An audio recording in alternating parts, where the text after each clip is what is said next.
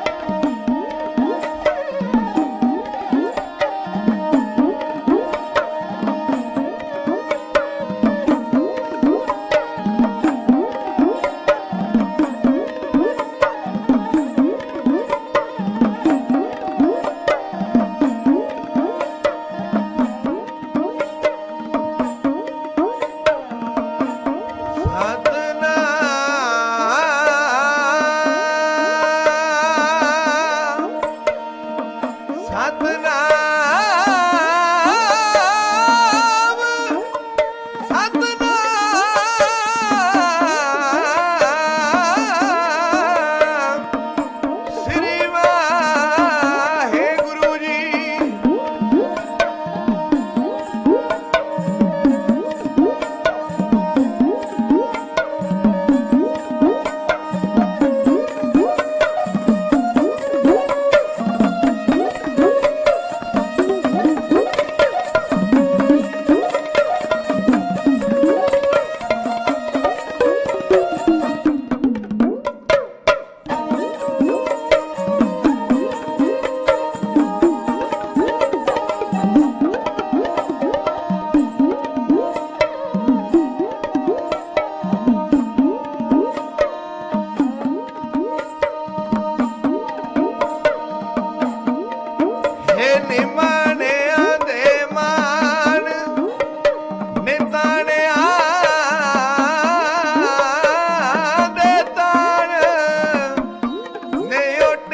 ਦੀ ਓਟ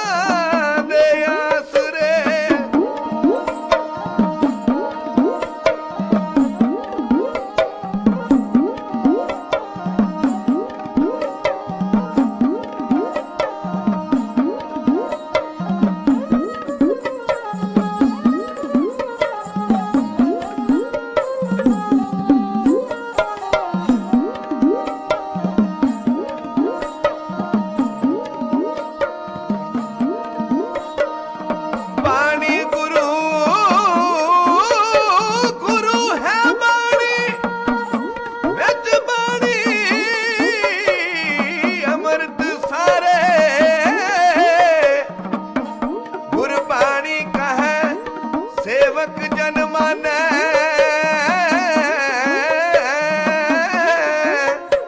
पर तक गुरु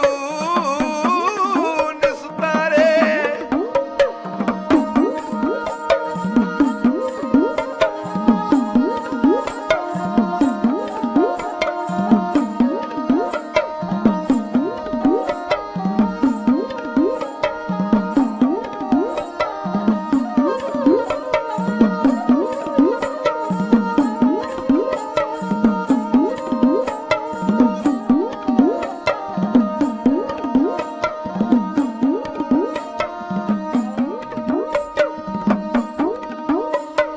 आवो सिखा सतगुर के प्यारियो गावो सच्ची बाणी बाणी ता गावो गुरु केरी बाणिया सिरबाणी बोलो सतनाम श्री वाहिगुरु जी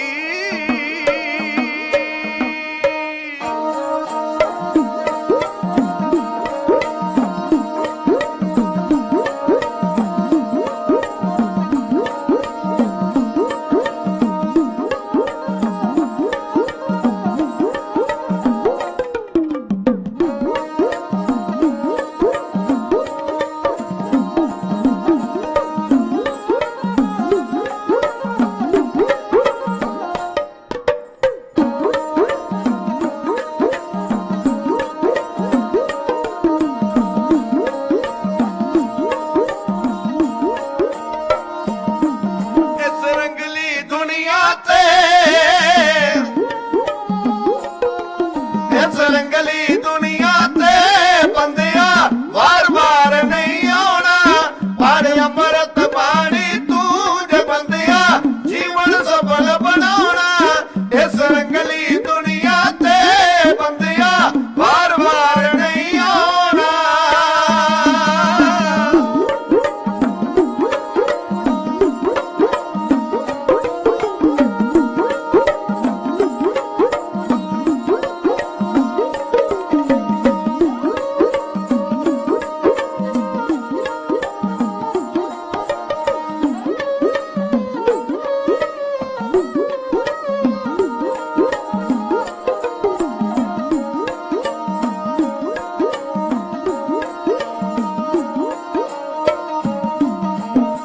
अमृत बाणी हर हर तेरी सुन सुन होवे परम गत मेरी अमृत बाणी हर हर तेरी सुन सुन होवे परम गत मेरी सतगुर दी बाणी ने तेरा बेड़ा पार लगाना पाड़े अमृत बाणी तू पाड़े अमृत बाणी तू जे बंदिया जीवन सफल बनाना पाड़े अमृत बाणी तू जे बंदिया जीवन सफल बनाना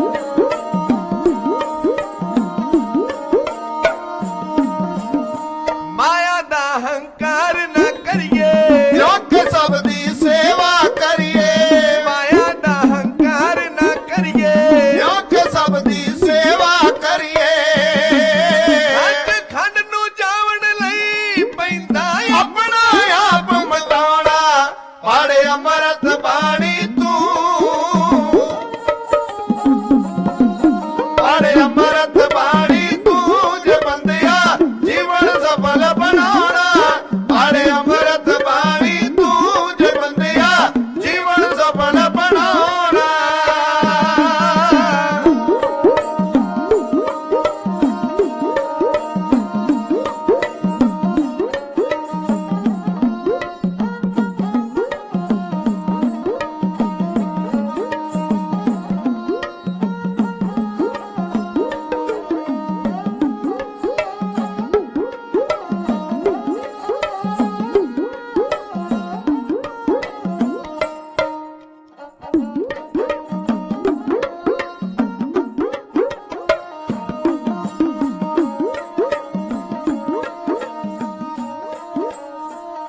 ਹਾਂ ਪਾਰਸ ਮਣੀ ਜਦ ਲੇਖਾ ਹੋਣਾ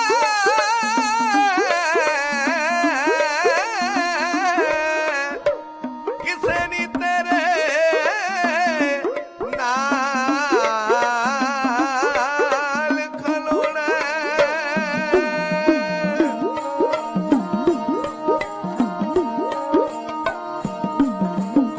ਪਾਰਸ ਮਣੀ ਜਦ ਲੇਖਾ ਹੋਣਾ ਕਿਸੇ ਨੀ ਤੇਰੇ ਨਾਲ ਖਲੋਣਾ ਪਾਰਸ ਮਣੀ ਜਦ ਲੇਖਾ ਹੋਣਾ ਕਿਸੇ ਨੀ ਤੇਰੇ ਨਾਲ ਖਲੋਣਾ ਆ ਝੂਠੇ ਨੇ ਸਭ ਸਾਕ ਸੰਬੰਧੀ ਝੂਠਾ ਪਿਆਰ ਜਤਾਉਣਾ ਪਾੜੇ ਅੰਮ੍ਰਿਤ ਬਾਣੀ ਤੂੰ ਪਾੜੇ ਅੰਮ੍ਰਿਤ ਬਾਣੀ ਤੂੰ ਜੇ ਬੰਦਿਆ ਜੀਵਨ ਸਫਲ ਬਣਾਉਣਾ ਇਸ ਰੰਗਲੀ ਦੁਨੀਆ ਤੇ ਬੰਦਿਆ ਵਾਰ-ਵਾਰ ਨਹੀਂ ਆਉਣਾ ਪਾੜੇ ਅੰਮ੍ਰਿਤ ਬਾਣੀ ਤੂੰ ਜੇ ਬੰਦਿਆ ਜੀਵਨ ਸਫਲ ਬਣਾਉਣਾ ਪਾੜੇ ਅੰਮ੍ਰਿਤ ਬਾਣੀ ਤੂੰ ਜੇ ਬੰਦਿਆ ਜੀਵਨ ਸਫਲ ਬਣਾਉਣਾ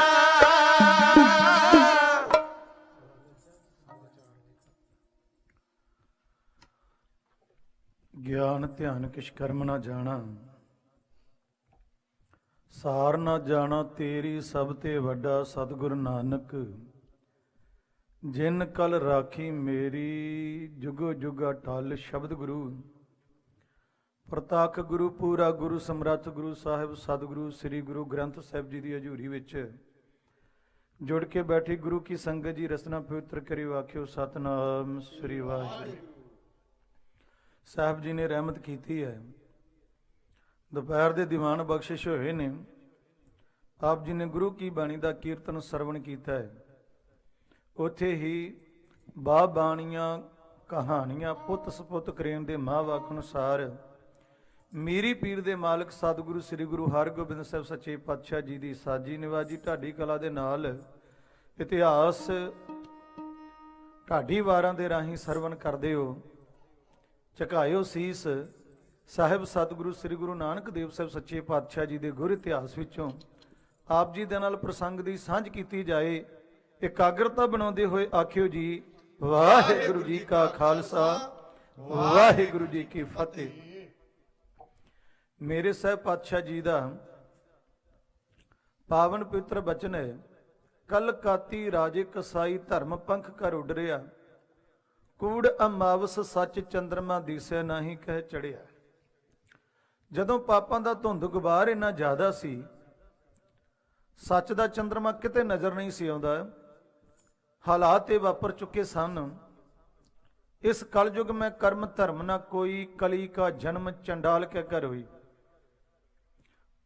ਅਧੋਗਤੀ ਦਾ ਜ਼ਮਾਨਾ ਹੈ ਸਰਕਾਰਾਂ ਤੇ ਸੀ ਪਰ ਸਰਕਾਰ ਨਾਂ ਦੀ ਚੀਜ਼ ਨਜ਼ਰ ਨਹੀਂ ਸੀ ਆਉਂਦੀ ਜਿਹਦਾ ਜ਼ੋਰ ਚੱਲਦਾ ਜਿਹਦੇ ਹੱਥ ਡਾਂਗ ਸੋਟਾ ਹੋਇਆ ਉਹ ਸੂਰਮਾ ਜਿਹਦੇ ਕੋਲ ਕੇਵਲ ਤੇ ਕੇਵਲ ਆਪਣੇ ਬਚਾਅ ਵਾਸਤੇ ਵੀ ਕੁਝ ਨਹੀਂ ਉਸ ਮਜਲੂਮ ਲਤਾੜਿਆ ਜਾਂਦਾ ਰਿਹਾ ਨਾ ਕਿਸੇ ਸਰਕਾਰੀ ਦਰਬਾਰੇ ਗੁਹਾਰ ਕੀਤੀ ਜਾਂਦੀ ਨਾ ਹੀ ਕੋਈ ਕਿਸੇ ਦੀ ਮੰਨਦਾ। ਅੱਜ ਤੋਂ 550 ਸਾਲ ਪਹਿਲਾਂ ਹਾਲਾਤ ਐਸੇ ਨੇ ਜਿਨ੍ਹਾਂ ਦੇ ਬਾਰੇ ਕਵੀ ਕਹਿੰਦਾ ਵਧੇ ਪਾਪ ਜਹਾਨ ਹਨੇਰ ਹੋਇਆ ਦਇਆ ਧਰਮ ਦਾ ਰਿਆ ਨਿਸ਼ਾਨ ਨਹੀਂ ਤੱਕੋ ਜਿੱਧਰ ਸ਼ੈਤਾਨ ਦਾ ਰਾਜ ਦਿਸੇ ਨਜ਼ਰ ਆਮਦਾ ਕਿਤੇ ਭਗਵਾਨ ਨਹੀਂ ਮਹਿਲਾਂ ਵਿੱਚ ਪੱਤ ਲਹੇ ਕੁਆਰੀਆਂ ਦੀ ਬਚੇ ਪਾਪ ਤੋਂ ਧਰਮ ਸਥਾਨ ਨਹੀਂ ਫਸਿਆ ਗੁਨਾਹਾਂ ਦੇ ਵਿੱਚ ਇਉਂ ਜਾਪੇ ਜਿਵੇਂ ਰਿਹਾ ਇਨਸਾਨ ਨਹੀਂ ਇਹੋ ਜਿਹਾ ਬੋਲ ਬਾਲਾ ਜ਼ੁਲਮ ਦਾ ਮੇਰੇ ਸਤਿਗੁਰੂ ਗੁਰੂ ਨਾਨਕ ਸਾਹਿਬ ਸੱਚੇ ਪਾਤਸ਼ਾਹ ਜੀ ਨੇ ਭ੍ਰਮਣ ਕਰਕੇ, ਜਿਨ੍ਹਾਂ ਨੂੰ ਆਪਾਂ ਯਾਤਰਾਵਾਂ ਜਾਂ ਉਦਾਸੀਆਂ ਆਖਦੇ ਹਾਂ, ਮੇਰੇ ਗੁਰੂ ਨਾਨਕ ਸਾਹਿਬ ਸੱਚੇ ਪਾਤਸ਼ਾਹ ਜੀ ਦਾ ਵੀ ਕਲੇਜਾ ਦੁਖਿਆ ਹੈ। ਦੁੱਖ ਲੱਗਾ ਤੇ ਸਾਹਮਣੇ ਕਹਿਣਾ ਪੈ ਗਿਆ, ਕਲ ਕਾਤੀ ਰਾਜੇ ਕਸਾਈ। ਇਹ ਵੀ ਆਖਿਆ ਰਾਜੇ ਸ਼ੀ ਮੁਕੱਦਮ ਕੁੱਤੇ, ਜਾਇ ਜਗਾਇਨ ਬੈਠੇ ਸੁੱਤੇ ਵੀ ਮੇਰੇ ਸਾਹਮਣੇ ਆ ਤੇਰੇ ਨਿਆਂ ਕਰਾਉਣ ਵਾਲੇ ਤੇ ਕੁੱਤੇ ਬਣ ਗਏ ਨੇ ਤੇ ਰਾਜੇ ਸ਼ੀ ਬਣ ਗਏ ਨੇ। ਇਹਨਾਂ ਦਾ ਕੰਮ ਹੀ ਹੈ ਕਿ ਪਰਜਾ ਨੂੰ ਖਾ ਜਾਣਾ, ਪਰਜਾ ਨੂੰ ਮਾਰਨਾ, ਪਰਜਾ ਨੂੰ ਲਤਾੜਨਾ। ਰਾਜੇ ਪਾਪ ਕਮਾਵਦੇ ਉਲਟੀ ਵਾੜ ਖੇਤ ਕੋ ਖਾਈ। ਰਾਜਿਆਂ ਦਾ ਕੰਮ ਹੈ ਪਰਜਿਆਂ ਦੀ ਰੱਖਿਆ ਕਰਨੀ। ਰਾਜੇ ਪਾਪ ਕਮਾਉਂਦੇ ਨੇ, ਧਨ ਇਕੱਠਾ ਕਰਦੇ ਨੇ, ਤੇ ਜਿਹੜਾ ਧਨ ਇਕੱਠਾ ਕਰਿਆ ਉਸ ਧਨ ਬਾਰੇ ਸਾਹਿਬ ਕਹਿੰਦੇ ਨੇ, ਪਾਪਾਂ ਬਾਝੋਂ ਹੋਵੇ ਨਹੀਂ ਮੋਇਆ ਸਾਥ ਨਾ ਜਾਏ। ਪਾਪਾਂ ਦੇ ਬਿਨੋਂ ਕਮਾਇਆ ਨਹੀਂ ਜਾਂਦਾ, ਮਰਿਆਂ ਦੇ ਨਾਲ ਨਹੀਂ ਜਾਂਦਾ, ਇਹਨੇ ਜਾਣਾ ਨਹੀਂ। ਪਰ ਫਿਰ ਵੀ ਮਨੁੱਖ ਪਾਪ ਕਮਾਉਂਦਾ ਹੋਇਆ ਇਸ ਹੱਦ ਤੱਕ ਉਤਰ ਆਉਂਦਾ ਕਿ ਉਹਨੂੰ ਇਨਸਾਨੀਅਤ ਨਜ਼ਰ ਨਹੀਂ ਆਉਂਦੀ, ਇਨਸਾਨੀਅਤ ਉਹਦੇ ਅੰਦਰੋਂ ਮਰ ਜਾਂਦੀ ਹੈ। ਐਸਾ ਹੋਇਆ ਕਿ ਗੁਰੂ ਨਾਨਕ ਸਾਹਿਬ ਸੱਚੇ ਪਾਤਸ਼ਾਹ ਜੀ ਇੱਕ ਵਕਤ ਦਾ ਲਿਖਾਰੀ ਕਹਿੰਦਾ ਹੈ, ਜਦ ਰਾਜੇ ਛੱਡ ਇਨਸਾਫ ਨੂੰ ਬਣ ਗਏ ਕਸਾਈ, ਜਦ ਵੱਡ ਵੱਡ ਲੱਗ ਪਏ ਖਾਨ ਸੀ ਭਾਈਆਂ ਨੂੰ ਭਾਈ, ਜਦ ਚੋਰ ਉਚੱਕੇ ਗੁੰਡਿਆਂ ਕੀਤੀ ਮਨ ਆਈ, ਜਦ ਸਿੱਧਾਂ ਵੀ ਵਿੱਚ ਪਰਬਤਾਂ ਜਾਂ ਧੂਣੀ ਤਾਈ, ਇਹ ਡੁੱਬਦੀ ਭਾਰਤ ਪੰਛੀਆ ਨਾ ਕਿਸੇ ਬਚਾਈ, ਕੌਣ ਰਾਖਾ ਬਣਦਾ ਇਸ ਦਾ। ਜਦੋਂ ਰਾਜ ਨਾਂ ਦੀ ਚੀਜ਼ ਖਤਮ ਹੋ ਗਈ, ਆਪੋ ਧਾਪੀ ਦਾ ਜ਼ੋਰ ਪੈ ਗਿਆ, ਇੰਨਾ ਪਾਪ ਜ਼ੁਲਮ ਵੱਧ ਗਿਆ। ਫਿਰ ਇੱਕ ਪਾਪ ਕਮਾਉਣ ਵਾਲਾ ਰਾਜਾ ਤੇ ਦੂਜਾ ਵੱਧ ਤੋਂ ਉਹ ਤੋਂ ਵੀ ਵੱਧ ਕੇ ਡਾਢਾ ਬਣ ਕੇ ਆਣ ਕੇ ਧਮਕਾ ਕੇ ਉਹਦੇ ਹੱਥੋਂ ਰਾਜ ਪ੍ਰਾਪਤ ਕਰ ਲੈਂਦਾ। ਗੱਲ ਕਰ ਲੱਗਾ ਹਾਂ, ਸਤਿਗੁਰੂ ਗੁਰੂ ਗ੍ਰੰਥ ਸਾਹਿਬ ਸੱਚੇ ਪਾਤਸ਼ਾਹ ਜੀ ਦੇ ਵਿੱਚ ਜ਼ਿਕਰ ਆਇਆ ਹੈ ਤੀਸਰੇ ਹਮਲੇ ਦਾ, ਜਿਹੜਾ ਬਾਬਰ ਨੇ ਕੀਤਾ ਹੈ। ਗੁਰੂ ਗ੍ਰੰਥ ਸਾਹਿਬ ਦੇ ਵਿੱਚ ਜਿਹੜੇ ਸ਼ਬਦ ਦਰਜ ਨੇ ਉਹਨਾਂ ਨੂੰ ਬਾਬਰ ਬਾਣੀ ਵੀ ਆਖਿਆ ਜਾਂਦਾ ਹੈ। ਮੇਰੇ ਗੁਰੂ ਨਾਨਕ ਸਾਹਿਬ ਸੱਚੇ ਪਾਤਸ਼ਾਹ ਆਪਣੇ ਸਾਥੀਆਂ ਨੂੰ ਨਾਲ ਲੈ ਕੇ ਲਾਲੋ ਦੇ ਘਰ ਪਹੁੰਚੇ, ਲਾਲੋ ਨੂੰ ਤਾਰਿਆ ਹੈ, ਨਾਲ ਮਲਕ ਭਾਗੋ ਨੂੰ ਵੀ ਉਪਦੇਸ਼ ਦਿੱਤਾ ਹੈ। ਮੇਰੇ ਗੁਰੂ ਨਾਨਕ ਸਾਹਿਬ ਸੱਚੇ ਪਾਤਸ਼ਾਹ ਇਹਦੋਂ ਅਗਲੀ ਮੰਜ਼ਿਲ ਵੱਲ ਰਵਾਨਾ ਹੋ ਗਏ। ਮੇਰੇ ਗੁਰਦੇਵ ਸੱਚੇ ਪਾਤਸ਼ਾਹ ਜਦੋਂ ਵੀ ਆਏ ਨੇ, ਲਾਲੋ ਦੇ ਘਰ ਬਹੁਤ ਵਾਰ ਆਏ ਨੇ, ਲਾਲੋ ਕੋਲ ਆਏ ਨੇ, ਬਾਰ-ਬਾਰ ਜਿੱਥੇ ਅੱਜ ਕੱਲ ਗੁਰਦੁਆਰਾ ਏਮਨਾਬਾਦ ਵਿਖੇ ਰੋੜੀ ਸਾਹਿਬ ਹੈ, ਉੱਥੇ ਗੁਰੂ ਨਾਨਕ ਸਾਹਿਬ ਸੱਚੇ ਪਾਤਸ਼ਾਹ ਜੀ ਨੇ ਆਸਣ ਲਾਏ ਹੋਏ, ਉੱਥੇ ਬੈਠ ਕੇ ਭਾਈ ਗੁਰਦਾਸ ਜੀ ਕਹਿੰਦੇ ਨੇ, ਰੋੜਾਂ ਕੀ ਗੁਰ ਕਰੀ ਵਿਛਾਈ। ਨਾਲ ਇਹ ਵੀ ਪੰਕਤੀ ਦਰਜ ਹੈ, ਚੜਿਆ ਸੋਧਣ ਧਰਤੁ ਲਕਾਈ। ਧਰਤੀ ਤੇ ਸੋਧਣ ਵਾਸਤੇ ਚੜ ਪਿਆ ਬਾਬਾ। ਬਾਬਾ ਚੜਿਆ ਫੌਜ ਲਈ ਆ ਮਰਦਾਨਾ ਸਾਹਿਬ। ਹਥਿਆਰ ਕਿੰਨੇ ਆ? ਕੇਵਲ ਇੱਕ ਰਬਾਬ ਹੈ। ਤੇ ਕੰਮ ਕੀ ਕਰਨਾ ਹੈ?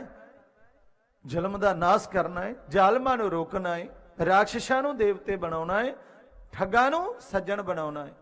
ਇੰਨੇ ਵੱਡੇ ਮਕਸਦ ਦੇ ਨਾਲ ਬਾਬਾ ਤੁਰਿਆ ਹੈ, ਕਿਉਂਕਿ ਬਾਬੇ ਕੋਲ ਇੱਕ ਬਹੁਤ ਵੱਡਾ ਬਾਣ ਹੈ।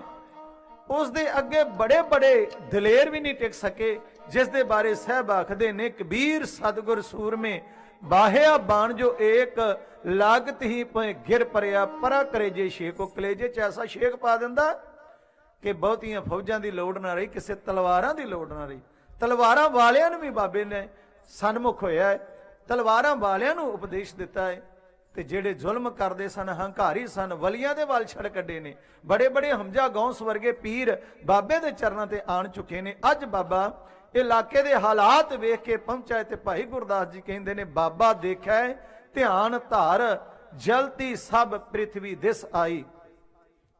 ਜਦ ਰਾਜੇ ਪਾਪ ਕਮਾਉਂਦੇ, ਜਦੋਂ ਰਾਜੇ ਪਾਪ ਕਮਾ ਰਹੇ ਸਨ, ਇਹ ਉਸ ਵਕਤ ਦੀ ਦਾਸਤਾਨ ਜਦੋਂ ਇਨਸਾਫ ਨਾਂ ਦੀ ਚੀਜ਼ ਕੋਈ ਨਹੀਂ ਹੋਇਆ ਕਰਦੀ। ਸਤਿਗੁਰੂ ਜੀ ਆਏ, ਸੱਦ ਭੇਜਿਆ ਏ, ਭਾਈ ਲਾਲੋ ਆਏ ਨੇ। ਭਾਈ ਲਾਲੋ ਸਾਹਿਬ ਜੀ ਸਤਿਗੁਰੂ ਜੀ ਨੂੰ ਨਮਸਕਾਰ ਕਰਕੇ ਬੈਠ ਗਏ। ਮੇਰੇ ਗੁਰਦੇਵ ਪਾਤਸ਼ਾਹ ਜੀ ਆਖਦੇ, ਲਾਲੋ ਚਾਰ ਸ਼ਫੇਰੇ ਹਾਹਾਕਾਰ ਮੱਚੀ ਹੋਈ ਤੇਰੇ ਨਾਂ ਦਾ।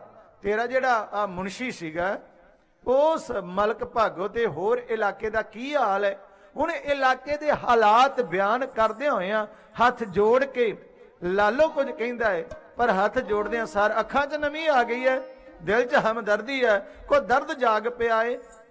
ਬੇਬਲ ਜੀ ਅਵਸਥਾ ਦੇ ਨਾਲ ਇਲਾਕੇ ਦੀ ਜਾਣਕਾਰੀ ਲਾਲੋ ਰੋ ਰੋ ਕੇ ਸਤਿਗੁਰੂ ਗੁਰੂ ਨਾਨਕ ਪਾਤਸ਼ਾਹ ਜੀ ਨੂੰ ਜਿਵੇਂ ਦੱਸਦਾ ਹੈ, ਉਸ ਵਕਤ ਦਾ ਨਕਸ਼ਾ ਇੱਕ ਬੈਂਤ ਦੀ ਸ਼ਕਲ ਰਾਹੀਂ ਢਾਡੀ ਜੱਥਾ ਇਉਂ ਬੇਨਤੀ ਕਰਦਾ।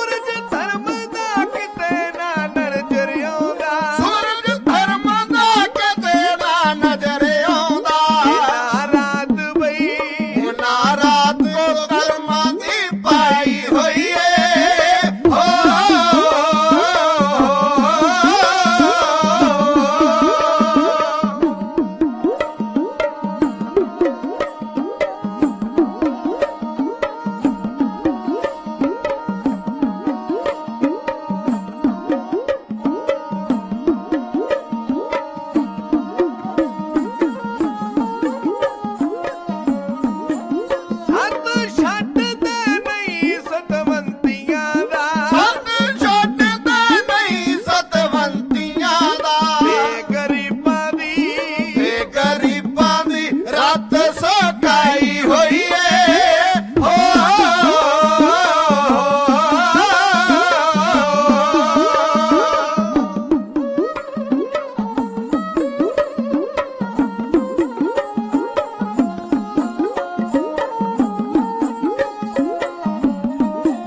ਮੰਗਦੀ ਜ਼ੁਲਮ ਹੰਕਾਰ ਦੀ ਲੋ ਅੰਦਰ ਭਗਤੀ ਜਨਮ ਹੰਕਾਰ ਦੀ ਲੋਇ ਅੰਦਰ ਸੋਹਲ ਕਲੀ ਬਈ ਸੋਹਲ ਕਲੀ ਹਰ ਇੱਕ ਕੁਮਲਾਈ ਹੋਈ ਏ ਹੋ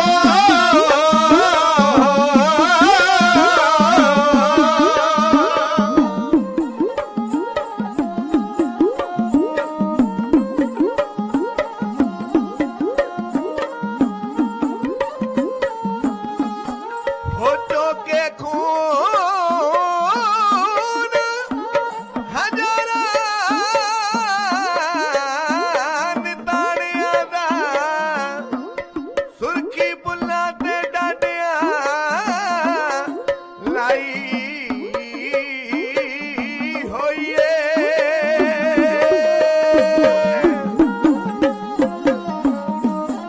ਚੋਕੇ ਖੂਨ ਹਜ਼ਾਰਾਂ ਨਿਤਾਣਿਆਂ ਦਾ ਚੋਕੇ ਖੂਨ ਹਜ਼ਾਰਾਂ ਨੇ ਤਾਣਿਆਂ ਦਾ ਬੁੱਲਾਂ ਤੇ ਸੁਰਖੀ ਬੁੱਲਾਂ ਤੇ ਡਾਡੀਆਂ ਲਾਈ ਹੋਈ ਏ ਹੋ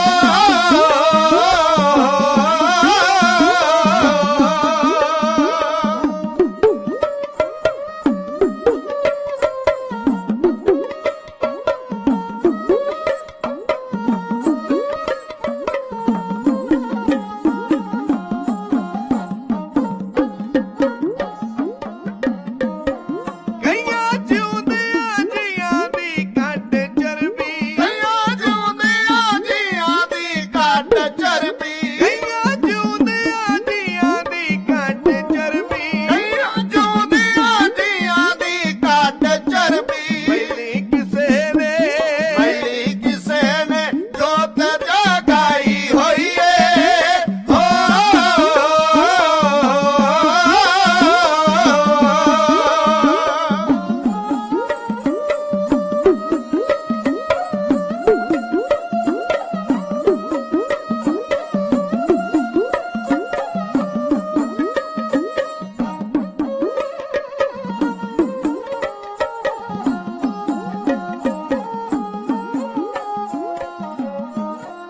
ਜਾਣੋ ਸੱਚ ਸ਼ੈਤਾਨ ਦੀ ਆਤਮਾ ਹੀ ਜਾਣਾ ਸੱਚ ਸ਼ੈਤਾਨ ਦੀ ਆਤਮਾ ਹੀ ਇਹਨਾਂ ਹਾਕਮਾਂ ਇਹਨਾਂ ਹਾਕਮਾਂ ਵਿੱਚ ਸਮਾਈ ਹੋਈ ਏ ਇਹਨਾਂ ਹਾਕਮਾਂ ਵਿੱਚ ਸਮਾਈ ਹੋਈ ਏ ਇਹਨਾਂ ਹਾਕਮਾਂ ਵਿੱਚ ਸਮਾਈ ਹੋਈ ਏ ਹੋ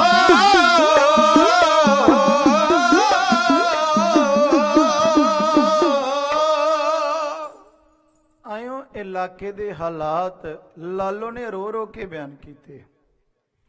ਏਮਨਾਬਾਦ ਦੀ ਧਰਤੀ ਹੈ, ਭਾਈ ਲਾਲੋ ਸਾਹਿਬ ਇੱਥੇ ਹੀ ਮਲਕ ਭਾਗੋ। ਗੁਰਦੇਵ ਸੱਚੇ ਪਾਤਸ਼ਾਹ ਜੀ ਨੇ ਜਿਹੜੀ ਪਹਿਲੋਂ ਉੱਠ ਰਹੀ ਦੀਵਾਰ ਸਦੀਆਂ ਤੋਂ ਕਾਇਮ ਸੀ, ਜਿਹਨੂੰ ਸ਼ੂਦਰ ਤੇ ਵੈਸ ਆਖਿਆ ਜਾਂਦਾ, ਇਹਨਾਂ ਨੂੰ ਧਰਮ ਵਿੱਚ ਨਹੀਂ ਸੀ ਗਿਣਿਆ ਜਾਂਦਾ।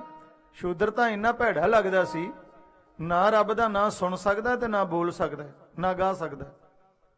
ਤੇ ਗੁਰਦੇਵ ਪਾਤਸ਼ਾਹ ਜੀ ਨੇ ਭਾਈ ਮਰਦਾਨੇ ਨੂੰ ਇਹ ਹੱਕ ਦਿੱਤਾ ਹੈ, ਕੱਲਾ ਸੁਣੇਗਾ ਨਹੀਂ, ਪਰਮਾਤਮਾ ਦਾ ਜਸ ਗਾਏਗਾ ਵੀ।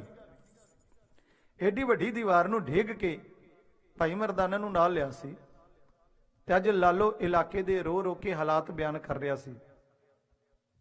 ਕਹਿੰਦਾ ਜਦ ਚੋਕੇ ਖੂਨ ਗਰੀਬਾਂ ਦਾ ਡਾਢੇ ਹੱਥ ਰੰਗੀ ਜਾਂਦੇ ਸਨ, ਉਹ ਪੀ ਕੇ ਰਾਤ ਮਾਸੂਮਾਂ ਦੀ ਬੁੱਲਾਂ ਤੇ ਸੁਰਖੀ ਲਾਂਦੇ ਸਨ, ਤਦ ਨਾਨਕ ਪਿਆਰਾ ਤੜਫ ਪਿਆ, ਵੇਖ ਦਰਦ ਭਰੀ ਇਸ ਝਾਕੀ ਨੂੰ, ਵੈਦ ਤੁਰ ਪਿਆ ਰੋਕਣ ਲਈ, ਤੇ ਪਈ ਹੋਈ ਇਸ ਡਾਕੀ ਨੂੰ, ਸੰਗਲੇ ਬਾਲੇ ਮਰਦਾਨੇ ਨੂੰ, ਤੇ ਤੁਰਿਆ ਪੂਰਬ ਦੱਖਣ ਨੂੰ, ਦਿਲ ਪਾਟੇ ਹੋਏ ਜੋੜਨ ਲਈ, ਤੇ ਜਗਤ ਜਲੰਦਾ ਰੱਖਣ ਨੂੰ। ਕਿਉਂਕਿ ਜਗਤ ਜਲੰਦੇ ਦੀ ਗੱਲ ਗੁਰਦੇਵ ਪਾਤਸ਼ਾਹ ਜੀ ਨੇ ਕੀਤੀ ਹੈ, ਤੇ ਇਹਦਾ ਮਤਲਬ ਹੈ ਬਹੁਤ ਵੱਡੀ ਸੱਚਾਈ ਹੈ। ਜੱਗ ਸੜਦਾ ਪਿਆ ਸੀ, ਈਰਖਾ ਦੀ ਅੱਗ ਹੈ, ਹੰਕਾਰ ਦੀ ਅੱਗ ਹੈ, ਪਾਪਾਂ ਦੀ ਅੱਗ ਹੈ। ਇਸ ਅੱਗ ਦੇ ਵਿੱਚ ਸੜਦਾ ਵੇਖਿਆ, ਤੇ ਠੰਡਕ ਪਹੁੰਚਾਉਣ ਵਾਸਤੇ ਮੇਰੇ ਮਾਲਕ ਆਪ ਤੁਰ ਪਏ ਨੇ। ਤੇ ਲਾਲੋ ਰੋ ਰੋ ਕੇ ਇਲਾਕੇ ਦੇ ਹਾਲਾਤ ਬਿਆਨ ਕਰ ਰਿਹਾ ਪਾਤਸ਼ਾਹ। ਇਹ ਲੋਕ ਬਹੁਤ ਡਾਢੇ ਨੇ, ਇਸ ਇਲਾਕੇ ਦੀ ਪਰਜਾ ਨਿਮਾਣੀ ਲਿਤਾੜੀ ਪਈ ਹੈ। ਐਂ ਲੱਗਦਾ ਜਿਵੇਂ ਇਸ ਇਲਾਕੇ ਦਾ ਰੱਬ ਰੁੱਸ ਗਿਆ ਹੈ ਵੀ ਇਸ ਪਾਸੇ ਕੋਈ ਤਵੱਜੋ ਨਹੀਂ ਹੈ ਰੱਬ ਦੀ। ਕਿਉਂਕਿ ਆ ਸੈਦਪੁਰ ਦਾ ਹਾਕਮ ਜ਼ਾਲਮ ਖਾਨ, ਉਹ ਨਾਂ ਦਾ ਹੀ ਜ਼ਾਲਮ ਨਹੀਂ, ਆ ਤਾਂ ਹਰ ਦਰਜੇ ਦਾ ਜ਼ਾਲਮ ਹੈ। ਬਾਬਾ ਕਿਸੇ ਦਾ ਵੀ ਡੋਲਾ ਚੁੱਕ ਕੇ ਆਪਣੇ ਮਹੱਲਾਂ ਦੇ ਵਿੱਚ ਰੋਲਦੇ ਨੇ। ਉਧਰ ਖੁਸ਼ੀ ਦੇ ਗੀਤ ਗਾਏ ਜਾਂਦੇ ਨੇ, ਪਰ ਜਿਨ੍ਹਾਂ ਦੀਆਂ ਇੱਜ਼ਤਾਂ ਉਹਨਾਂ ਦੇ ਮਹੱਲਾਂ 'ਚ ਰੋਲਦੀਆਂ, ਉਹਨਾਂ ਦੇ ਘਰ ਵਹਿਣ ਪੈਂਦੇ ਨੇ। ਨਾ ਤੇ ਉਹਨਾਂ ਨੂੰ ਮਜ਼ਦੂਰੀ ਕਰਕੇ ਕੁਝ ਪ੍ਰਾਪਤ ਹੁੰਦਾ ਹੈ, ਉਹਨਾਂ ਨੂੰ ਉਹਨਾਂ ਦਾ ਹੱਕ ਨਹੀਂ ਮਿਲਦਾ, ਤਾਂ ਵੀ ਮਾਰ ਖਾਂਦੇ ਨੇ, ਭੁੱਖੇ ਮਰਦੇ ਨੇ, ਆਪਣੀਆਂ ਇੱਜ਼ਤਾਂ ਖੁਆ ਬੈਂਦੇ ਨੇ, ਤਾਂ ਵੀ ਰੋਂਦੇ ਨੇ। ਬਾਬਾ ਇਹਨਾਂ ਦਾ ਦਰਦ ਵੇਖ ਕੇ ਬੜਾ ਦਿਲ ਨੂੰ ਦੁੱਖ ਪਹੁੰਚਦਾ ਹੈ। ਇਸ ਇਲਾਕੇ ਦੇ ਨਾਲ ਮੈਨੂੰ ਲੱਗਦਾ ਹੈ ਰੱਬ ਦੀ ਕੋਈ ਜਾਣਕਾਰੀ ਨਹੀਂ, ਇਹਨਾਂ ਦਾ ਰੱਬ ਰੁੱਸਿਆ।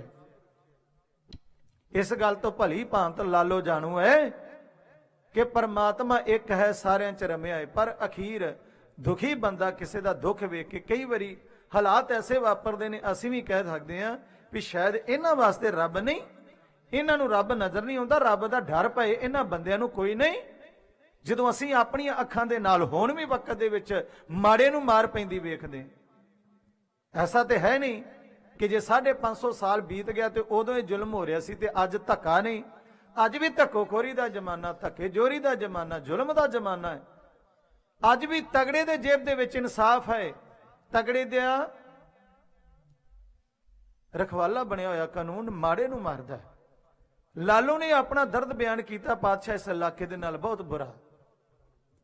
ਗੁਰੂ ਨਾਨਕ ਸਾਹਿਬ ਸੱਚੇ ਪਾਤਸ਼ਾਹ ਜੀ ਲਾਲੋ ਦੀਆਂ ਗੱਲਾਂ ਸੁਣ ਕੇ ਕੁਝ ਪਲ ਅੱਖਾਂ ਬੰਦ ਕਰ ਲੈਂਦੇ ਨੇ, ਚੁੱਪ ਰਹੇ।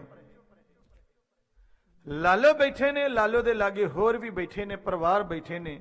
ਗੁਰੂ ਨਾਨਕ ਸਾਹਿਬ ਸੱਚੇ ਪਾਤਸ਼ਾਹ ਜੀ ਨੇ ਕੁਲ ਪਲ ਨੇਤਰ ਮੂੰਦ ਲਏ ਤੇ ਜਦੋਂ ਅੱਖਾਂ ਖੋਲੀਆਂ, ਅੱਖਾਂ ਲਾਲ ਸਨ, ਰਤੀਆਂ ਸਨ, ਕੁਝ ਗਹਿਰ ਸੀ ਅੱਖਾਂ ਦੇ ਵਿੱਚ।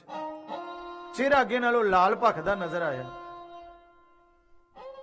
ਐਂ ਕਹਿ ਲੋ ਕਿ ਪਾਤਸ਼ਾਹ ਕੁਝ ਬੀ ਰਸ ਦੇ ਵਿੱਚ ਨਜ਼ਰ ਆਏ ਨੇ। ਲਾਲੋ ਨੇ ਭਾਂਪ ਲਿਆ, ਹੱਥ ਜੋੜ ਕੇ ਕਹਿਣ ਲੱਗਾ, ਬਾਬਾ ਇਹਨਾਂ ਦੀ ਕਿਸਮਤ ਦਾ ਕੀ ਦੱਸਣਾ ਚਾਹੁੰਦਾ ਹੈ, ਇਸ ਇਲਾਕੇ ਦੇ ਨਾਲ ਜੋ ਹੋਇਆ ਉਹਦੇ ਬਾਰੇ ਕੀ ਕਹਿਣਾ ਚਾਹੁੰਦਾ ਹੈ। ਮੇਰੇ ਗੁਰੂ ਨਾਨਕ ਸਾਹਿਬ ਸੱਚੇ ਪਾਤਸ਼ਾਹ ਨੇ ਜੋ ਲਾਲੋ ਤੋਂ ਹਾਲਾਤ ਸੁਣੇ ਸਨ, ਕੁਝ ਪਲ ਉਹਦੀ ਵਿਚਾਰ ਕੀਤੀ ਹੈ।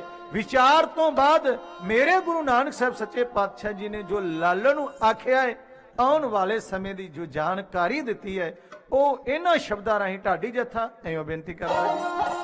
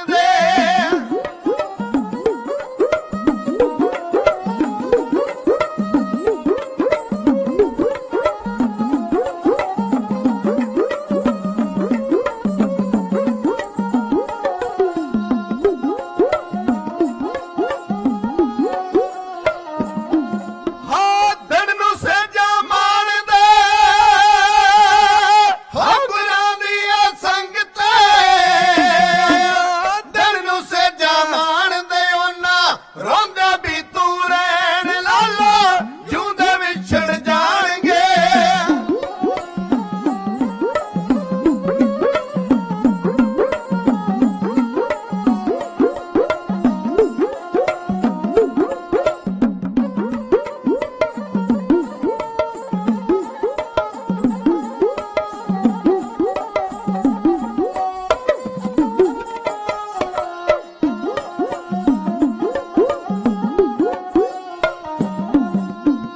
ਜਿਉਂਦੇ ਵਿਛੜ ਜਾਣਗੇ ਮਿੱਤਰ ਮਾਂ ਪੁੱਤ ਭਾਈ ਭੈਣ ਲਾਲਾ ਜਿਉਂਦੇ ਵਿਛੜ ਜਾਣਗੇ।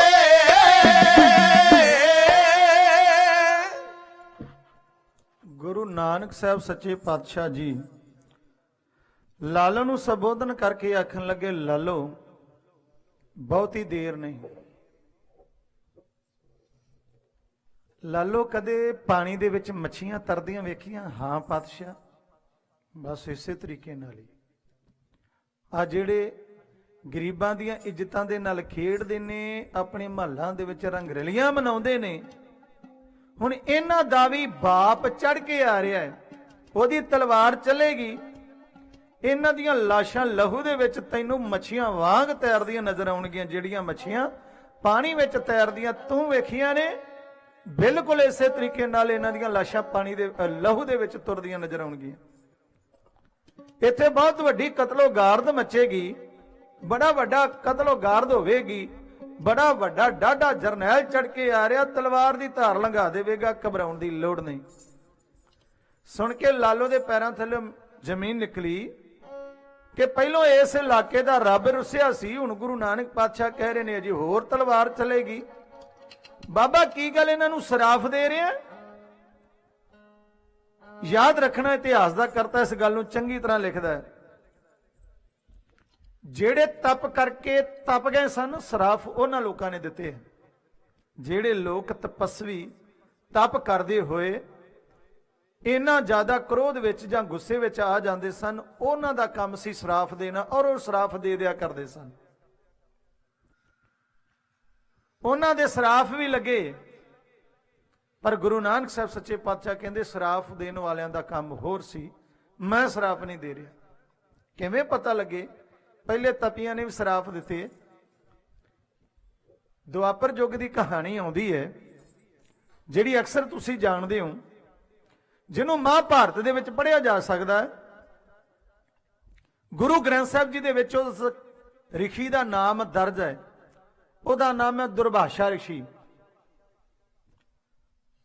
ਦੁਰਭਾਸ਼ਾ ਨੇ ਤਪ ਕੀਤਾ ਹੈ, ਉਹਦੀ ਪੂਜਾ ਮਾਨਤਾ ਹੋਣ ਲੱਗੀ। ਉਸ ਨੂੰ ਟੀਚਰ ਮਖੌਲ ਕਰਨ ਵਾਸਤੇ ਜਾਦਵਾਂ ਦੇ ਮੁੰਡੇ, ਉਹਨਾਂ ਨੇ ਇੱਕ ਵਿਉਂਤ ਬਣਾਈ, ਇੱਕ ਸੋਹਣਾ ਮੁੰਡਾ, ਉਸ ਨੂੰ ਬੀਬੀਆਂ ਵਾਲੇ ਔਰਤਾਂ ਵਾਲੇ ਕੱਪੜੇ ਪਹਿਨਾ ਕੇ ਉਹਦੇ ਢਿੱਡ ਉੱਤੇ ਬਾਟਾ ਬੰਨ੍ਹ ਦਿੱਤਾ, ਪੇਟ ਉੱਤੇ। ਉਸ ਨੂੰ ਗਰਭਵਤੀ ਔਰਤ ਦੀ ਸ਼ਕਲ ਦੇ ਕੇ ਉਸ ਦੁਰਭਾਸ਼ਾ ਰਿਸ਼ੀ ਦੇ ਸਾਹਮਣੇ ਚਲੇ ਗਏ, ਇਹ ਮਕਸਦ ਦੇ ਨਾਲ ਕਿ ਦੁਰਭਾਸ਼ਾ ਰਿਸ਼ੀ ਨੂੰ ਜਾ ਕੇ ਮੱਥਾ ਟੇਕਾਂਗੇ, ਪੁੱਛਾਂਗੇ ਇਹ ਕਿ ਦੱਸੋ ਰਿਸ਼ੀ ਜੀ, ਆ ਸਾਡੀ ਨਹੁੰ ਰਾਣੀ ਨੂੰ, ਭਾਬੀ ਨੂੰ ਕੁੜੀ ਹੋਵੇਗੀ ਕਿ ਮੁੰਡਾ ਹੋਵੇਗਾ? ਵੀ ਰਿਸ਼ੀ ਜਾਂ ਤੇ ਕੁੜੀ ਕਵੇਗਾ ਜਾਂ ਮੁੰਡਾ ਕਵੇਗਾ। ਤੇ ਜੇ ਉਹਨੇ ਮੁੰਡਾ ਕਹਿ ਦਿੱਤਾ ਤਾਂ ਵੀ ਸਾਡੀ ਗੱਲ ਬਣ ਜਾਣੀ, ਉਹਨੇ ਕੁੜੀ ਕਹਿ ਦਿੱਤੀ ਤਾਂ ਵੀ ਗੱਲ ਬਣ ਜਾਣੀ ਆ। ਤਾੜੀ ਮਾਰ ਕੇ ਹੱਸਾਂਗੇ, ਉਹਦਾ ਮਖੌਲ ਉਡਾਵਾਂਗੇ।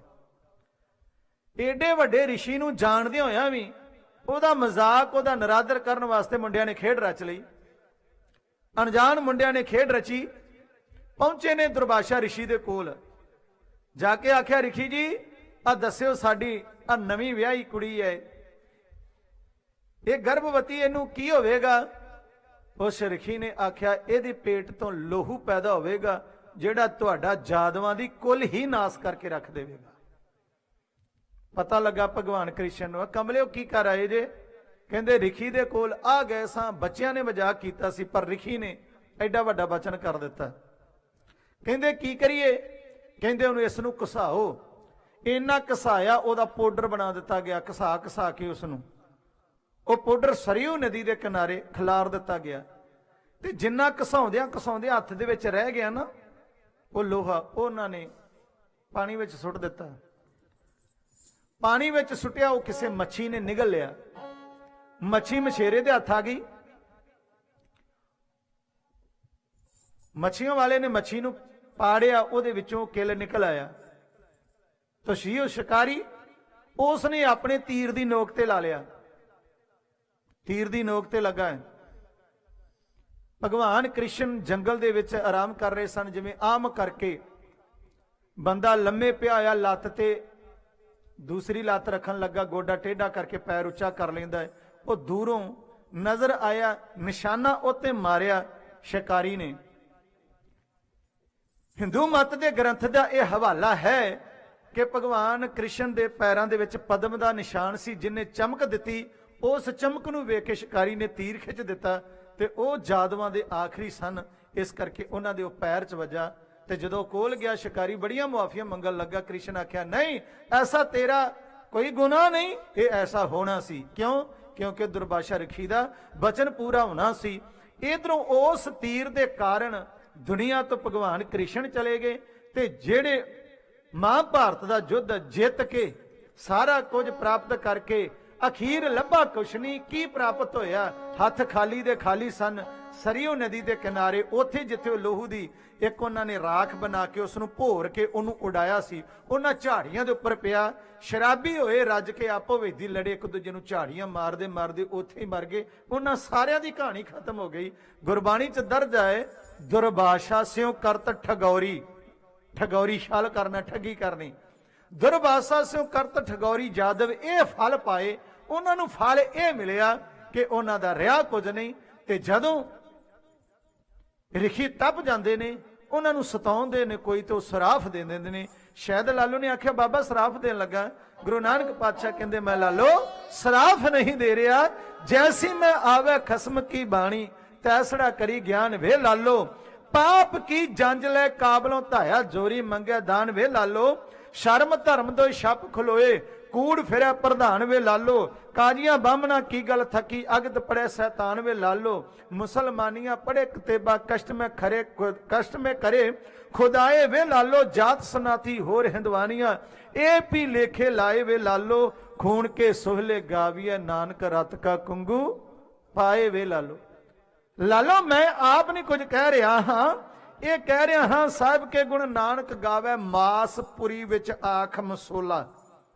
ਆਇਓ ਜਾਣ, ਜਿਵੇਂ ਲਾਸ਼ਾਂ ਦੇ ਢੇਰ ਲੱਗੇ ਹੋਣ, ਉੱਥੇ ਖਲੋ ਕੇ ਨਾਨਕ ਕੁਝ ਬਿਆਨ ਕਰਦਾ, ਕੁਝ ਉਚਾਰਦਾ ਹੈ। ਸੱਚ ਕੀ ਬਾਣੀ ਨਾਨਕ ਆਖੈ, ਸੱਚ ਸੁਣਾਏ ਸੀ ਸੱਚ ਕੀ ਬੇਲਾ। ਕਿਉਂ? ਕਿਉਂਕਿ ਆਵਣ 78 ਜਾਨ 97 ਹੋਰ ਵੀ ਉੱਠ ਸੀ ਮਰਦ ਕਾ ਚੇਲਾ।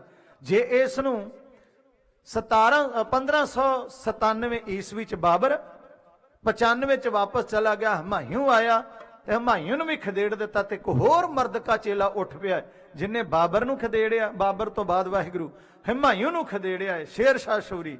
ਇਹਨਾਂ ਹਮਲਿਆਂ ਦਾ ਜ਼ਿਕਰ ਮੇਰੇ ਪਾਤਸ਼ਾਹ ਨੇ ਇਸ ਬਾਬਰ ਬਾਣੀ ਚ ਕੀਤਾ ਹੈ। ਸਤਿਗੁਰੂ ਆਖਦੇ, ਲਾਲੋ ਮੈਂ ਇਹ ਦੱਸ ਰਿਹਾ, ਜਿਸ ਇਲਾਕੇ ਚੋਂ ਮੈਂ ਆਇਆ ਉਸ ਇਲਾਕੇ 'ਚ ਤਿਆਰੀ ਹੋ ਰਹੀ ਹੈ।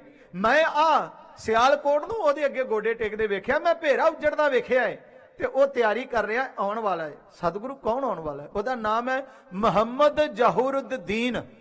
ਪਿਤਾ ਉਹਦਾ ਮਿਰਜ਼ਾ ਉਮਰ ਸ਼ੇਖ ਹੈ। ਤੁਗਲਕ ਨਗਾਰ ਖੰਡ ਮੇ ਬੇਗਮ ਦੇ ਪੇਟੋਂ ਪੈਦਾ ਹੋਇਆ ਫਰਵਰੀ ਮਹੀਨੇ 1483 ਨੂੰ, ਕਿਉਂਕਿ ਗੁਰੂ ਨਾਨਕ ਪਾਤਸ਼ਾਹ ਜੀ ਦਾ ਅਵਤਾਰ 1469 ਦਾ ਹੈ। 1483 ਨੂੰ ਇਹ ਖੁਰਾਸਾਨ ਖਸਮਾਨਾ ਕੀਆ, ਹਿੰਦੁਸਤਾਨ ਡਰਾਇਆ। ਖੁਰਾਸਾਨ ਸ਼ਹਿਰ ਦਾ ਜੰਪਲ ਹੈ, ਵਡੇਰਾ ਹੋਇਆ, ਥੋੜਾ ਜਿਹਾ ਸਿਰ ਚੁੱਕਿਆ। ਪਿਤਾ ਚਲੇ ਗਿਆ, ਰਾਜ ਭਾਗ ਗਵਾਚ ਗਿਆ, ਪਰ ਇਹਨਾਂ ਬਾਹੂਬਲ, ਇਹਨਾਂ ਦਿਮਾਗ ਵਾਲਾ ਸੀ, ਕਾਬਲ ਦਾ ਬਾਦਸ਼ਾਹ ਬਣ ਗਿਆ। ਕਾਬਲ ਦਾ ਬਾਦਸ਼ਾਹ ਬਣਿਆ, ਉਸ ਦੇ ਉਹਨੂੰ ਮੰਨਣ ਵਾਲਿਆਂ ਨੇ ਉਹਨੂੰ ਝੁੱਕ ਕੇ ਸਲਾਮ ਕੀਤੀ ਹੈ ਤੇ ਉਹਦਾ ਨਾਮ ਬਾਬਰ ਲਕਬ ਦਿੱਤਾ ਹੈ। ਉਹਦਾ ਨਾਮ ਮੁਹੰਮਦ ਜ਼ਹੂਰੁद्दीन ਬਾਬਰ ਹੈ। ਬਾਬਰ ਚੜ ਕੇ ਆ ਰਿਹਾ ਕਿਉਂਕਿ ਬਾਬਰ ਨੂੰ ਸੱਦਣ ਵਾਲਾ ਮਹਾਰਾਣਾ ਸੰਗਰਾਮ ਸਿੰਘ, ਜਿਹਨੂੰ ਰਾਣਾ ਸਾਂਗਾ ਆਖਿਆ ਜਾਂਦਾ ਹੈ, ਇਹ ਮਹਾਰਾਣਾ ਪ੍ਰਤਾਪ ਸਿੰਘ ਦਾ ਵਡੇਰਾ ਹੈ। ਉਹਨੇ ਚਿੱਠੀਆਂ ਪਾਈਆਂ ਨੇ ਬਾਬਰ, ਇੱਥੋਂ ਦੇ ਲੋਧੀ ਪਠਾਨ ਰਾਜ ਕਰਦੇ ਨੇ, ਬਹਿਲੋਲ ਲੋਧੀ, ਇਬਰਾਹਿਮ ਲੋਧੀ। ਇਹਨਾਂ ਪਠਾਨਾਂ ਦਾ ਰਾਜ ਗਰਕ ਗਿਆ ਏ। ਜੇ ਤੂੰ ਆਵੇਂ ਲੁੱਟ ਪੁੱਟ ਕੇ ਗਾਂ ਜਾ, ਰਾਜ ਭਾਗ ਮੈਂ ਸੰਭਾਲ ਲਾਂਗਾ। ਇਸੇ ਹੀ ਮਕਸਦ ਦੇ ਨਾਲ ਆਓ ਗੁਰੂ ਨਾਨਕ ਸਾਹਿਬ ਸੱਚੇ ਪਾਤਸ਼ਾਹ ਜੀ ਦੇ ਜੱਦੀ ਪਿੰਡ ਰਾਏ ਭੋਏ ਦੀ ਤਲਵੰਡੀ, ਜਿਹਦੇ ਨਾਂ ਤੇ ਵਸੀ, ਜਿਹਨੇ ਵਸਾਈ, ਉਹਦਾ ਨਾਮ ਹੈ ਰਾਏ ਭੋਏ।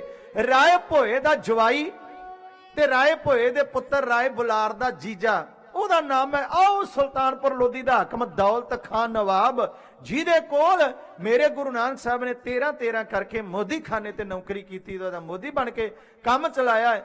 ਉਹ ਦੌਲਤ ਖਾਨ ਨੇ ਵੀ ਪੱਤਰਕਾ ਲਿਖੀ ਹੈ, ਸੱਦਾ ਭੇਜਿਆ ਹੈ ਬਾਬਰ ਨੂੰ, ਤੂੰ ਆ ਮੈਂ ਤੇਰੀ ਮਦਦ ਕਰਾਂਗਾ। ਰਾਣਾ ਸਾਂਗਾ ਰਾਜਪੂਤੀ ਸ਼ਾਨ ਉਹ ਵੀ ਬਾਬਰ ਦੇ ਨਾਲ ਹੈ, ਨਵਾਬ ਦੌਲਤ ਖਾਨ ਵੀ ਬਾਬਰ ਦੇ ਨਾਲ ਹੈ।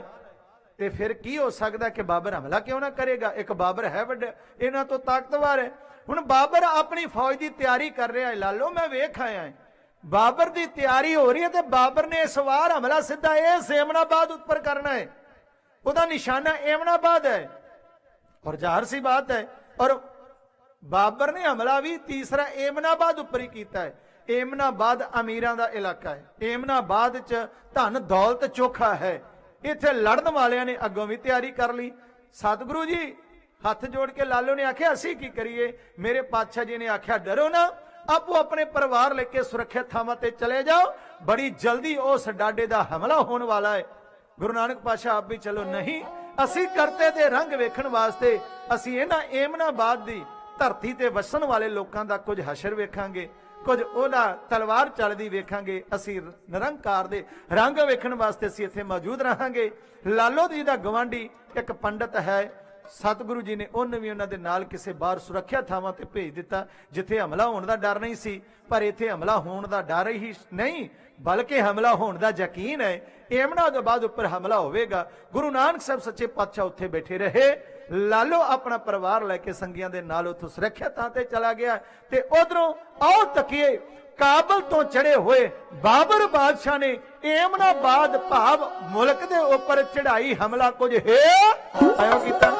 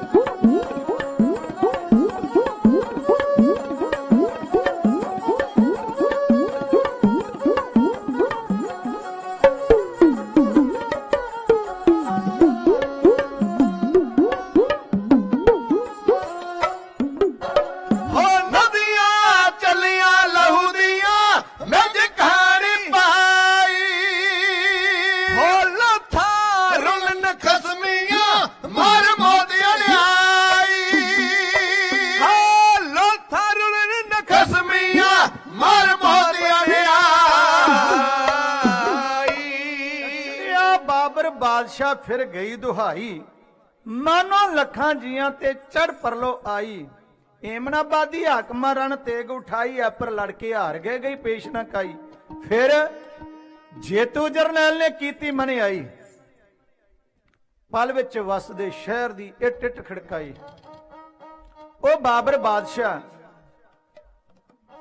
ਜਿਹੜਾ ਕੇਵਲ 10 ਤੋਂ 12,000 ਦੀ ਫੌਜ ਲੈ ਕੇ ਚੜਿਆ, ਉਸ ਦਾ ਮੁਕਾਬਲਾ ਕਰਨ ਵਾਸਤੇ ਏਮਨਾਬਾਦ ਦੇ ਹਾਕਮਾਂ ਨੇ ਮੁਕਾਬਲਾ ਕਰਨ ਵਾਸਤੇ ਉਹਦਾ ਸਵਾਗਤ ਕੀਤਾ, ਰਣ ਮੈਦਾਨ ਮੱਲ ਲਿਆ। ਬਾਬਰ ਨੇ ਇਸ ਗੱਲ ਨੂੰ ਬਰਦਾਸ਼ਤ ਨਹੀਂ ਕੀਤਾ ਕਿ ਬਾਬਰ ਚੜ ਕੇ ਆਇਆ ਹੋਵੇ ਤੇ ਤੁਹਾਡੀ ਜ਼ੁਰਤ ਕਿਵੇਂ ਪੈ ਗਈ, ਤੁਸੀਂ ਬਾਬਰ ਦਾ ਮੁਕਾਬਲਾ ਕਰਨ ਵਾਸਤੇ ਆ ਜਾਓ। ਬਾਬਰ ਦਾ ਵੱਡਾ ਜਰਨੈਲ ਹੈ ਮੀਰ ਖਾਨ ਦਰੋਗਾ, ਉਹਦਾ ਸੈਨਾਪਤੀ ਜਰਨੈਲ, ਉਸ ਨੇ ਤਲਵਾਰ ਚਲਾਈ, ਉਸ ਦੀ ਤਲਵਾਰ ਅਗੇ ਏਮਨਾਬਾਦ ਵਾਲੇ ਠਹਿਰ ਨਾ ਸਕੇ, ਤਲਵਾਰ ਦੀ ਧਾਰ ਲੰਘਾ ਦਿੱਤੀ। ਫਿਰ ਇੱਥੇ ਇੱਕ ਹੋਰ ਸਾਖੀ ਗੁਰੂ ਗ੍ਰੰਥ ਸਾਹਿਬ ਜੀ ਦਾ ਹਵਾਲਾ ਦਰਜ ਹੈ। ਮੇਰੇ ਗੁਰਦੇਵ ਪਾਤਸ਼ਾਹ ਜੀ ਆਖਦੇ, ਮੁਗਲ ਪਠਾਣਾ ਭਈ ਲੜਾਈ, ਰਣ ਮੈਂ ਤੇਗ ਵਗਾਈ। ਮੁਗਲਾਂ ਦੀ ਤੇ ਪਠਾਣਾ ਦੀ ਲੜਾਈ ਹੋ ਰਹੀ ਏਮਨਾਬਾਦ ਦੇ ਮੈਦਾਨ ਵਿੱਚ। ਪਠਾਨ ਇੱਥੋਂ ਵਾਲੇ ਨੇ, ਮੁਗਲਾਂ ਦਾ ਬਾਦਸ਼ਾਹ ਬਾਬਰ ਹੈ। ਮੰਗੋਲ ਤੋਂ ਚਾਹੇ ਪਹਿਲਾਂ ਮੰਗੋਲੀ ਆਖਿਆ ਜਾਂਦਾ, ਮੰਗੋਲ ਆਖਿਆ ਜਾਂਦਾ, ਵਿਗੜ ਕੇ ਸ਼ਬਦ ਮੁਗਲ ਬਣ ਗਿਆ ਹੈ। ਇਹ ਚੜ ਕੇ ਆਇਆ। ਬੜਾ ਵਧੀਆ ਪੱਖ ਸਤਿਗੁਰੂ ਗੁਰੂ ਗ੍ਰੰਥ ਸਾਹਿਬ ਜੀ ਨੇ ਆਖਿਆ ਹੈ, ਸ਼ਾਇਦ ਇਹ ਕੋਈ ਮੰਨਦਾ ਨਾ, ਕਿਉਂਕਿ ਗੁਰੂ ਬਾਣੀ ਨੇ ਆਖਿਆ ਹੈ ਮੰਨਣਯੋਗ ਹੈ। ਜਿਹੜੇ ਉਸ ਵਕਤ ਦੇ ਸਾਧ ਸਨ, ਉਹਨਾਂ ਸਾਧਾਂ ਨੇ ਆਪਣੇ ਬਾਦਸ਼ਾਹ ਨੂੰ ਆਖਿਆ ਕਿ ਸਾਨੂੰ ਆਗਿਆ ਦਿਓ, ਅਸੀਂ ਮੰਤਰ ਪੜਾਂਗੇ, ਹਵਨ ਕਰਾਂਗੇ, ਮਾਲਾ ਫੇਰਾਂਗੇ, ਬਾਬਰ ਦੀ ਫੌਜ ਨੂੰ ਅੰਨ੍ਹਿਆ ਕਰਕੇ ਵਾਪਸ ਮੋੜ ਦੇਵਾਂਗੇ। ਜਦੋਂ ਉਹਨਾਂ ਨੇ ਮੀਰ ਸੁਣਿਆ, ਧਾਇਆ ਏ ਕਿ ਸੁਣਿਆ ਮੀਰ ਆ ਰਿਹਾ ਏ, ਬਾਦਸ਼ਾਹ ਆ ਰਿਹਾ ਏ, ਮੁਕਾਬਲਾ ਕਰਨਾ ਹੈ, ਸਾਨੂੰ ਉਹਦੇ ਮੁਕਾਬਲੇ ਤੇ ਭੇਜ ਦਿਓ, ਅਸੀਂ ਮੰਤਰ ਪੜਾਂਗੇ, ਉਹਦੀ ਫੌਜ ਨੂੰ ਅੰਨ੍ਹਿਆ ਕਰਕੇ ਰੱਖ ਦੇਵਾਂਗੇ। ਤੇ ਗੁਰੂ ਕੀ ਬਾਣੀ ਦਾ ਬਚਨ ਹੈ, ਕੋਈ ਮੁਗਲ ਨਾ ਹੋਆ ਅੰਧਾ, ਕਿਨੇ ਨਾ ਪਰਚਾ ਲਾਇਆ, ਕੋਟੀ ਹੂੰ ਪੀਰ ਵਰਜ ਰਹਾਏ, ਜਾਂ ਮੀਰ ਸੁਣਿਆ ਧਾਇਆ। ਇਧਰੋਂ ਬਾਬਰ ਬਾਦਸ਼ਾਹ ਨੂੰ ਸੁਣਿਆ ਕਿ ਆ ਰਿਹਾ ਏ ਤੇ ਇਹ ਲੈਣ ਵਿਛ ਗਈ ਸਾਧਾਂ ਦੀ, ਮੰਤਰ ਪੜ ਕੇ ਇਹਨਾਂ ਨੂੰ ਅੰਨ੍ਹਿਆ ਕਰ ਦਿਆਂਗੇ। ਮੇਰੇ ਗੁਰੂ ਨੇ ਆਖਿਆ ਬਾਬਰ ਦਾ ਕੋਈ ਮੁਗਲ ਅੰਨਾ ਨਹੀਂ ਹੋਇਆ, ਕੋਈ ਮੁਗਲ ਨਾ ਹੋਆ ਅੰਧਾ, ਕਿਸੇ ਤੇ ਕੋਈ ਇਹਨਾਂ ਦੇ ਮੰਤਰਾਂ ਦਾ ਅਸਰ ਨਹੀਂ ਹੋਇਆ। ਪਰ ਬਾਬਰ ਨੂੰ ਇਹਦੀ ਖਿੱਚ ਜ਼ਰੂਰ ਚੜ ਗਈ। ਕਪਤਿਓ ਮੇਰਾ ਮੁਕਾਬਲਾ ਕਰਨਾ ਤਲਵਾਰ ਦੇ ਨਾਲ ਆਓ, ਬੰਦੂਕਾਂ ਦੇ ਨਾਲ ਆਓ, ਨੇਜੇ ਬਰਸ਼ੇ ਭਾਲੇ ਖੰਡੇ ਲੈ ਕੇ ਆਓ। ਮੇਰੇ ਮੁਕਾਬਲੇ ਤੇ ਮਾਲਾ ਵਾਲੇ ਸਾਧ ਬਿਠਾ ਦਿੱਤੇ, ਮੇਰੀ ਨਿਰਾਦਰੀ ਕੀਤੀ, ਮਖੌਲ ਉਡਾਇਆ। ਬਾਬਰ ਦੇ ਮੀਰ ਖਾਨ ਦਰੋਗੇ ਨੇ ਤਲਵਾਰ ਖਿੱਚ ਲਈ, ਉਹਨੇ ਤਲਵਾਰ ਦੀ ਧਾਰ ਲੰਘਾਤੇ। ਬਾਬਰ ਨੇ ਹੁਕਮ ਦਿੱਤਾ ਕਿ ਹੁਣ ਕੋਈ ਵੀ ਤਲਵਾਰ ਦੇ ਅੱਗੇ ਆਵੇ, ਇਹਨਾਂ ਨੂੰ ਮਾਰ ਕੇ ਤਲਵਾਰ ਦੀ ਭੇਟਾ ਕਰ ਦਿਓ, ਜੋ ਇਹਨਾਂ ਦੇ ਕੋਲ ਹੈ ਸਾਰਾ ਲੁੱਟ-ਪੁੱਟ ਕੇ ਲੁੱਟ ਮਾਰ ਮਚਾ ਦਿਓ। ਉਸ ਸ਼ਹਿਰ ਦੇ ਉੱਪਰ ਜਿਵੇਂ ਉਹਨਾਂ ਨੇ ਹਮਲਾ ਕੀਤਾ ਤੇ ਸ਼ਹਿਰ ਦਾ ਉਜਾੜਾ ਪਾਇਆ ਹੈ, ਉਸ ਵਕਤ ਦਾ ਨਕਸ਼ਾ ਵਾਰ ਦੇ ਸ਼ਬਦਾਂ ਵਿੱਚ ਢਾਡੀ ਜੱਥਾ, ਇਹਨੂੰ ਕਹਿੰਦੇ ਨੇ ਦੁੱਲੇ ਦੀ ਵਾਰ। ਆਪ ਵਾਰਾਂ ਸੁਣਦੇ ਹੋ, ਉਹ ਦੁੱਲਾ ਜਿਹਦੇ ਨਾਂ ਤੇ ਮੁੰਡੇ ਲੋਹੜੀ ਦੇ ਉੱਪਰ, ਤਿਉਹਾਰ ਦੇ ਉੱਪਰ ਗਾਉਂਦੇ ਸਨ, ਦੁੱਲਾ ਭੱਟੀ ਵਾਲਾ ਦੁੱਲੇ ਧੀ ਵਿਆਹੀ ਸ਼ੇਰ ਸ਼ੱਕਰ ਪਾਈ। ਉਸ ਮਰਦ ਦੇ ਨਾਮ ਤੇ ਉਸ ਵਕਤ ਦੇ ਢਾਡੀਆਂ ਨੇ ਵਾਰ ਕਹੀ, ਬੜੀ ਮਕਬੂਲ ਹੋਈ ਤੇ ਗੁਰੂ ਹਰਗੋਬਿੰਦ ਸਾਹਿਬ ਨੇ ਵੀ ਕਿਰਪਾ ਕੀਤੀ, ਢਾਡੀਓ ਦੁੱਲੇ ਦੀ ਵਾਰ ਵੀ ਗਾਓ। ਕਿਉਂਕਿ ਗੁਰੂ ਗ੍ਰੰਥ ਸਾਹਿਬ ਅੰਦਰ 22 ਵਾਰਾਂ ਦਰਜ ਹਨ, ਉਹਨਾਂ 22 ਵਾਰਾਂ ਦੇ ਨਾਲ 9 ਧੁਨਾਂ ਦਿੱਤੀਆਂ ਨੇ। ਉਹ ਸੰਕੇਤ ਦਿੱਤਾ ਹੈ ਕਿ ਆਸਾ ਦੀ ਵਾਰ ਰਾਜੇ ਟੁੰਡੇ ਦੀ ਧੁਨੀ ਤੇ ਗਾਓ, ਮਲਕ ਮਰੀਦ ਤਥਾ ਚੰਦਰਹੜਾ ਸੋਈਆ। ਮਲਕ ਮਰੀਦ ਤੇ ਚੰਦਰਹੜਾ ਇਹ ਬੜੇ ਆਲਾ ਕਿਸਮ ਦੇ ਯੋਧੇ ਹੋਏ ਨੇ, ਬਰਾਬਰ ਟੱਕਰੇ ਸੀ, ਉਹਨਾਂ ਦਾ ਜਸ ਢਾਡੀਆਂ ਨੇ ਕੀਤਾ ਤੇ ਵਾਰ ਗਾਈ। ਉਸ ਮਲਕ ਮਰੀਦ ਤੇ ਚੰਦਰਹੜੇ ਦੀ ਵਾਰ ਦੀ ਤਰਜ ਤੇ ਵਾਰ ਗਾਉਣ ਦਾ ਸੰਕੇਤ ਸਤਿਗੁਰਾਂ ਨੇ ਗੁਰਬਾਣੀ ਅੰਦਰ ਮਾਝ ਰਾਗ ਦੀ ਵਾਰ ਦਿੱਤਾ ਹੈ। ਕਾਨੜੇ ਦੀ ਵਾਰ ਮੂਸੇ ਕੀ ਹੈ, ਰਾਮਕਲੀ, ਜੋਧੇਪੁਰ ਬਾਣੀਆਂ ਦੀ, ਇਸ ਤਰ੍ਹਾਂ 9 ਧੁਨਾਂ ਦਰਜ ਨੇ। ਤੇ ਜਿਵੇਂ ਰਾਗੀਆਂ ਨੂੰ ਹੁਕਮ ਕੀਤਾ ਮੇਰੇ ਸਾਹਿਬ ਨੇ ਢਾਡੀਆਂ ਨੇ ਹੁਕਮ ਕੀਤਾ, ਇਹਨੂੰ ਦੁੱਲੇ ਦੀ ਵਾਰ ਆਖਿਆ ਜਾਂਦਾ। ਆਓ ਤੱਕੀਏ ਬਾਬਰ ਦੇ ਵੱਲੋਂ ਸ਼ਹਿਰ ਦਾ ਉਜਾੜਾ ਪਾਇਆ ਉਸ ਵਕਤ ਦਾ ਨਕਸ਼ਾ। ਵਾਰ ਦੇ ਸ਼ਬਦ ਢਾਡੀ ਜਿੱਥਾ ਕੋਈ ਹੈ।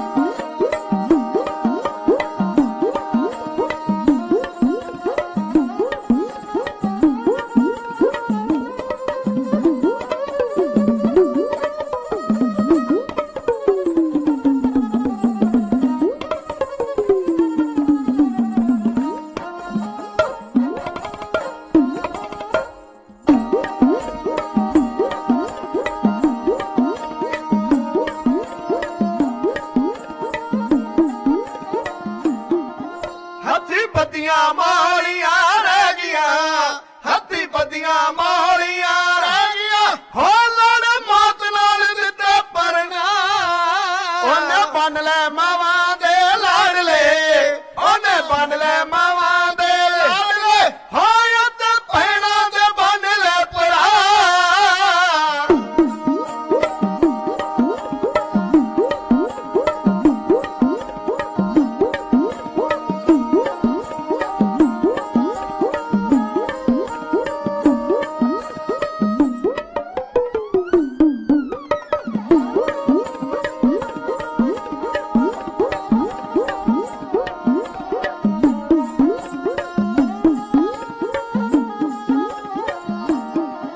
ਖਲੀ ਹਾਰੇ ਹੋਏ ਦੇਸ਼ ਦੀ ਬਹਾਦਰੀ, ਹਾਰੇ ਹੋਏ ਦੇਸ਼ ਦੀ ਬਹਾਦਰੀ, ਉਹ ਸਿਰ ਜੇਤੂਆਂ ਦੇ ਸਾਹਮਣੇ ਝੁਕਾ।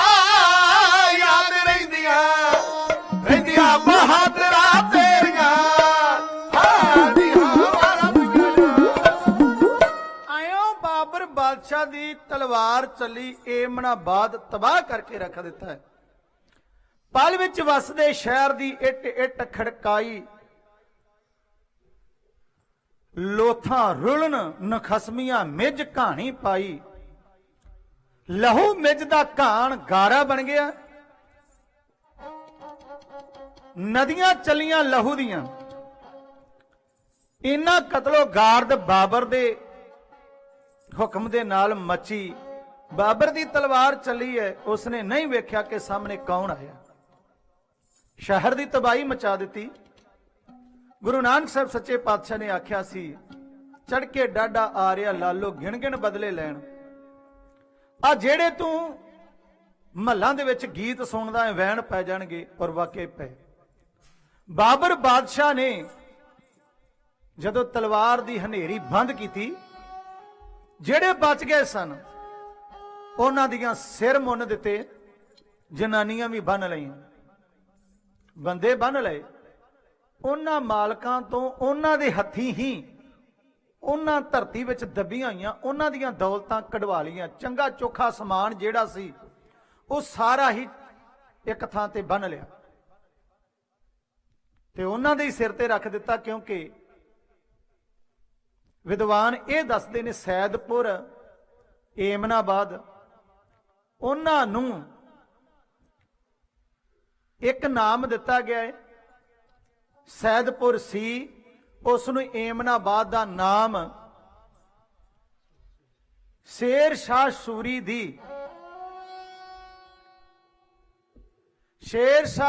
ਦੀ ਮਾਂ ਵੱਲੋਂ ਇੱਕ ਕਹਿੰਦੇ ਨੇ ਉਹਦੀ ਦਾਈ ਸੀ, ਉਹਨੂੰ ਉਸ ਵਕਤ ਚੇਤਾ ਆਈ ਜਦੋਂ ਉਸਨੇ ਮੁਲਕ ਦਾ ਬਾਦਸ਼ਾਹ ਤੇ ਤਖਤ ਮੱਲ ਲਿਆ।